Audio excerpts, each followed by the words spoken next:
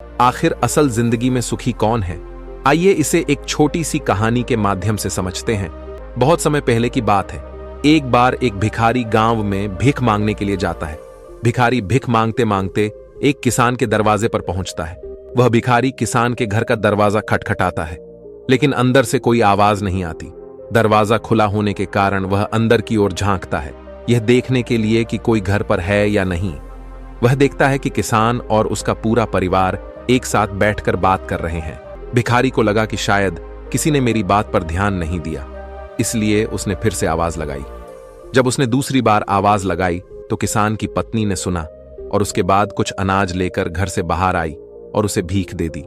उसके बाद वह भिखारी वहां से चला गया और कुछ आगे चलकर वह यह सोचने लगा कि कितना खुशहाल परिवार है, कितने सुखी हैं। ये लोग परिवार में 2 बच्चे हैं और वे बच्चे पिता के साथ खेल रहे हैं। सब कुछ देखकर कितना अच्छा लग रहा था।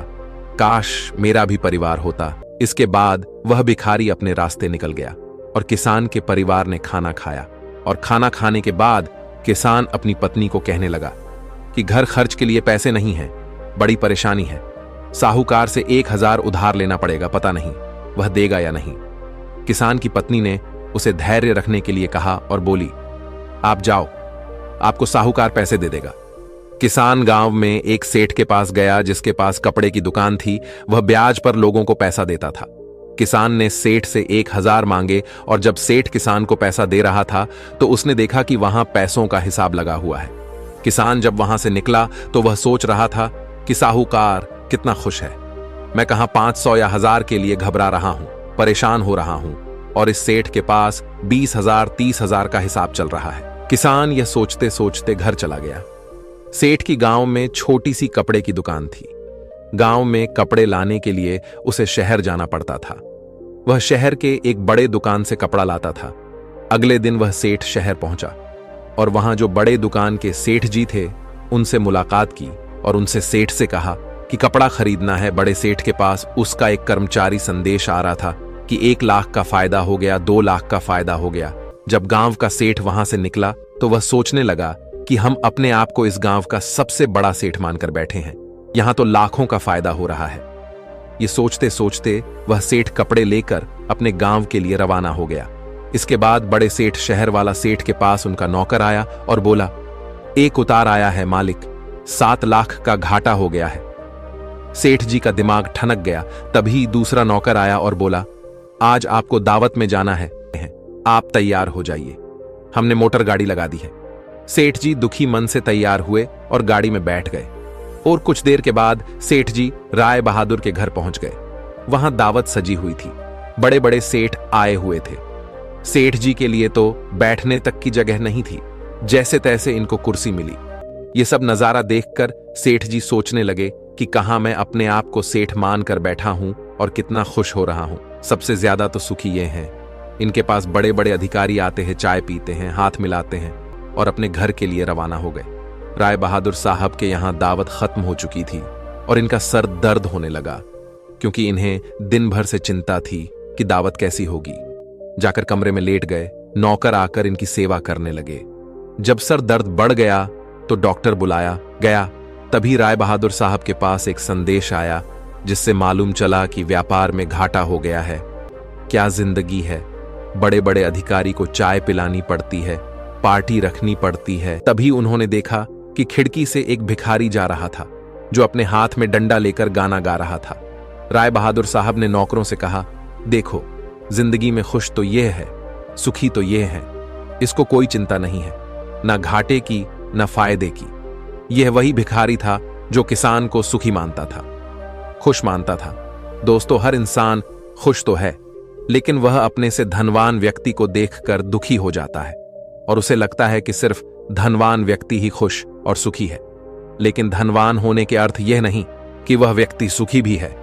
अगर आप जीवन में खुश रहना चाहते हैं तो अपने से धनवान की ओर ना देखें, क्योंकि हो सकता है जो जीवन आप जी रहे हो वैसा जीवन पाने के लिए भी कुछ लोग तरस रहे हों। एक छोटे से गांव में एक व्यक्ति रहता था जो पहाड़ से पत्थर तोड़ने का काम करता था।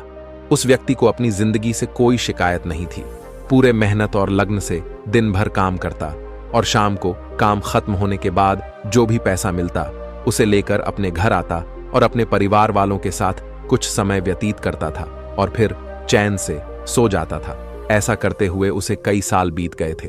हर दिन की तरह वह अपना काम खत्म करके घर वापस जा रहा था। रास्ते में चलते चलते उसके मन में एक ख्याल आया कि यह भी कोई जिंदगी है।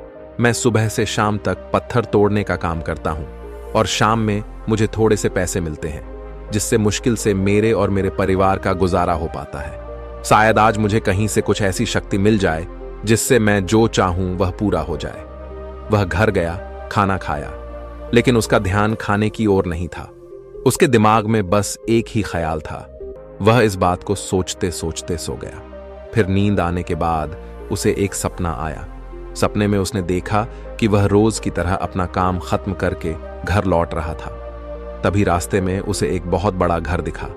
तभी उसके मन में विचार आया, काश यह घर मेरा होता और मैं इसका मालिक होता। और उसका इतना सोचते ही वह उस घर का मालिक बन गया।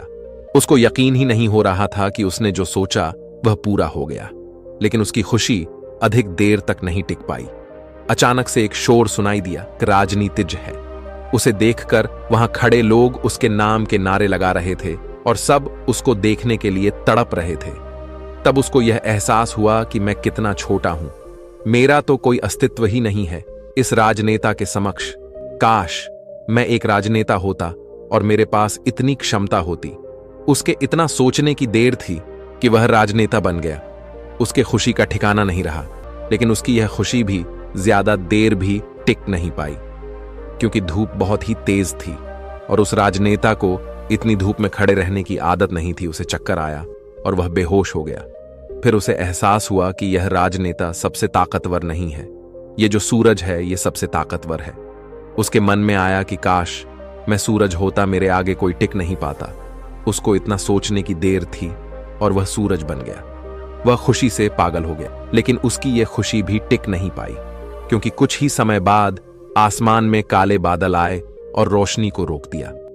फिर उसको एहसास हुआ कि कोई है जो मेरी रोशनी को भी कोई रोक सकता है। उसके मन में यह ख्याल आया कि काश में बादल होता, और वह बादल बन गया। उसको ऐसा लग रहा था कि वह आसमान में उड़ रहा है और वह जहां चाहे वहां जा सकता है। लेकिन कुछ देर बाद एक हवा का झोंका आया जो उसे उड़ा ले गया। उसे एहसास हुआ कि बादल सूरज की रोशनी को रोक सकता है, लेकिन हवा को नहीं, क्योंकि यह हवा उसे बहा कर ले गई। फिर उसके मन में यह विचार आया कि काश में हवा होता, और वह हवा बन गया। हवा बनने के बाद उसने अपने अंदर एक अलग सी ऊर्जा महसूस की और सोचा कि मैं जिसको चाहूं उसे उड़ाकर ले जा सकता हूं। लेकिन तभी उसके सामने एक पहाड़ आया। उसने पूरी ताकत लगा दी, लेकिन उस पहाड़ को नहीं हिला सका। उसको यह एहसास हुआ कि कोई है जो हवा से ज्यादा शक्तिशाली है, जिसमें हवा को रोकने का भी दम है। फिर उसके मन में यह ख्याल आया कि काश में पहाड़ होता, और वह पहाड़ बन गया। लेकिन हर बार की तरह उसकी खुशी ज्यादा देर तक नहीं टिक पाई। एक जानी पहचानी आवाज उसे सुनाई दी और साथ ही साथ उसको दर्द होने लगा, जैसे कि कोई है जो उसे तोड़ रहा है। और उसके मन में आया, मैं वह बन जाऊं जो पहाड़ को तोड़ने का दम रखता है। लेकिन इस बार उसकी यह ख्वाहिश पूरी नहीं हुई। वह चीखने लगा, अपनी पूरी ताकत लगा दी, लेकिन इस बार वह नहीं बन पाया। उसका दर्द बढ़ता ही चला जा रहा था। उस दर्द के कारण उसकी नींद खुली तो उसके सामने एक शीशा था। उस शीशे में खुद को देखा तो समझ आया कि मैं वह क्यों नहीं बन पा रहा था जो बनना चाह रहा था, क्योंकि असलियत में मैं वही हूं। दोस्तों, किसी से कुछ सीखना अच्छी बात है, लेकिन अपना अस्तित्व को भुलाकर किसी और के अस्तित्व को अपना लेना खुद का भी अपमान करना होता है, जिसे आपको सबसे अलग बनाया है। हम भूल जाते हैं कि हम सभी में एक ऐसी खासियत होती है, उसे हमें खुद के अंदर तलाश करना होता है। इसलिए आप जैसे भी हैं, आप अच्छे हैं। आपको किसी के भी जैसा बनने की कोई जरूरत नहीं है। आप जैसे भी हैं, सर्वश्रेष्ठ हैं। अगर आपको कुछ बनना है तो अपने आप को पहचाने, अपनी क्षमताओं को पहचाने और अपना श्रेष्ठ संस्करण बने। जिस दिन आप अपनी क्षमताओं को समझ जाएंगे, उस दिन से आपके अंदर से किसी और के जैसा बनने का या किसी और का जीवन जीने का जो जिद्द है, वह हमेशा के लिए खत्म हो जाएगा और आप अपने जीवन को अच्छे से जी पाएंगे। तो दोस्तों, कैसी लगी आपको ये कहानी? आप हमें कमेंट सेक्शन में जरूर बताना। और अच्छी लगी हो तो इस चैनल को सब्सक्राइब जरूर कर लेना। तो चलिए मिलते हैं ऐसी ही कोई नई कहानी में। तब तक के लिए अपना ख्याल रखें। धन्यवाद और नमो बुद्धाय।